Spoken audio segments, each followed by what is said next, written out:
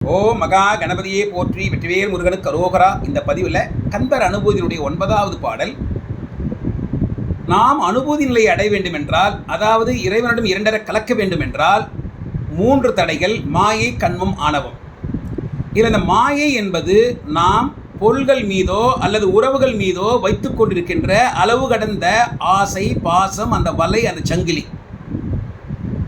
இதில் ஆண்கள் பெண்கள் மீதும் பெண்கள் ஆண்கள் மீதும் வச்சுருக்காங்களே அந்த ஒரு ஈர்ப்பு, அது மிக அதிகப்படியானது. அதை முதல்ல நம்ம அறுத்தெறிய வேண்டும். அதை எப்படி அறுத்தெறிவது என்பது தான் இந்த பாடலுடைய சிறப்பு. இப்போ அருணகிரிநாதர் இந்த மாதிரி பாடலாம் கொடுப்பாரா அப்படின்னு நம்ம சிலருக்கு யாராவது கேள்வி எழும். இந்த கந்தர் அனுபூதி முழுவதுமாகவே அனுபூதி நிலையை அடைந்த பிறகு அருணகிரிநாதர் நமக்கு கொடுத்துருக்கார் இந்த பாடல்.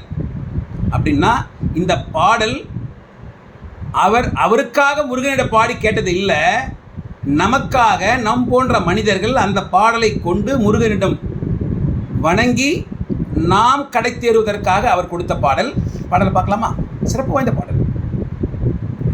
மட்டூர் குழல் மங்கையர் மையல் வலை பட்டு ஊசல் பாடும் பரிசென்றொழிவேன் தட்டூடரவேல் சைல தெரியும் நிட்டூர நிராகுல நிர்பயனே.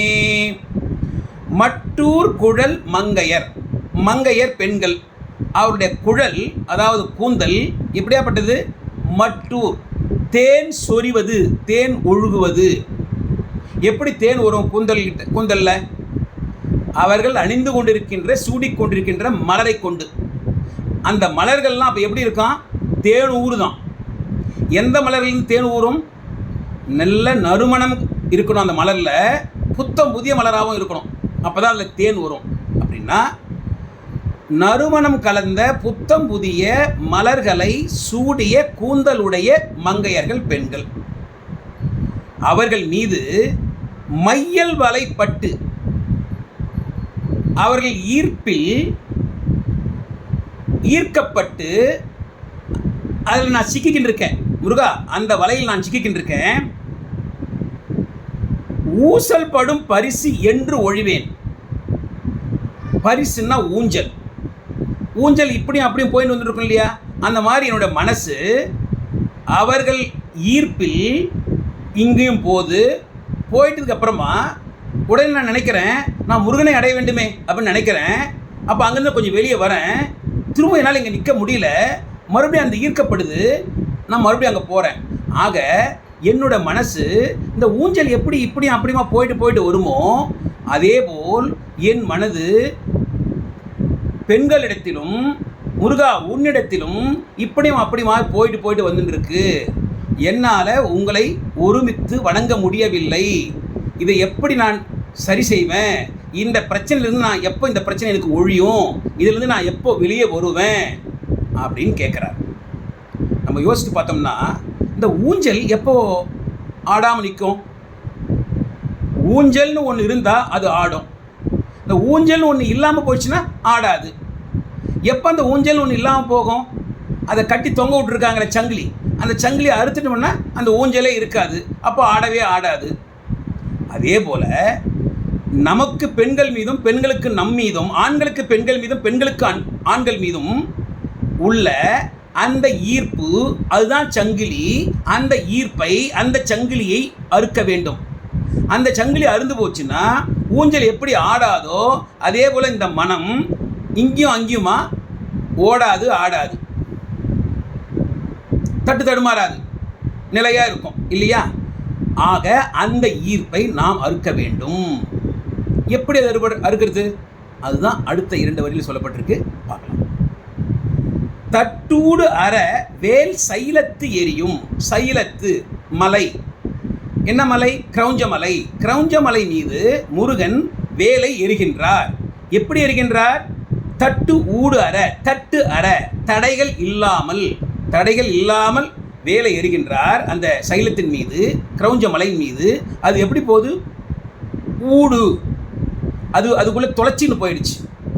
தடைகளே இல்லாமல் தட்டு அற ஊடு, தட்டூடு அற, தடைகள் இல்லாமல் முருகன் எரிந்த வேல் அந்த கிரௌஞ்ச மலையில் துளைத்து தூள் தூளாக்கிடுச்சு. இது நமக்கு தெரிந்த கதை. அதான் இங்கே சொல்லியிருக்கார். அவர் எப்படியாப்பட்டவர் முருகன்? நிட்டூர நிராகுல நிர்பயனே. நிட்டூரன் நிராகுலன் நிர்பயன். நிட்டூரன், அவருக்கு நிறைய கோபம் வருது. ஏன் கோபம் வருது? அவரை சரணடைந்த தேவர்களை இந்த அசுரர்கள் படாது பாடுபடுத்துகிறாங்க. ஆகவே வேகமாக நமது தேவர்களுக்கு நம்ம விடுதலை கொடுக்கணும் அப்படின்ற அந்த கோபத்தில் வேலை எரிகின்றார்.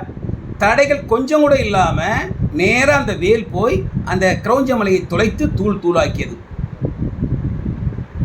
அடுத்தது, அவர் எப்படியாப்பட்டவர்? நிராகுலன் நிர்பயன். நிராகுலன துன்பமே இல்லாதவன், நிர்பயன் பயமே இல்லாதவன். அவரை நோக்கி எப்படியாப்பட்ட தீய சக்திகள் வந்தாலும் எதிரிகள் வந்தாலும் எதை கண்டும் அவர் பயப்பட மாட்டார்.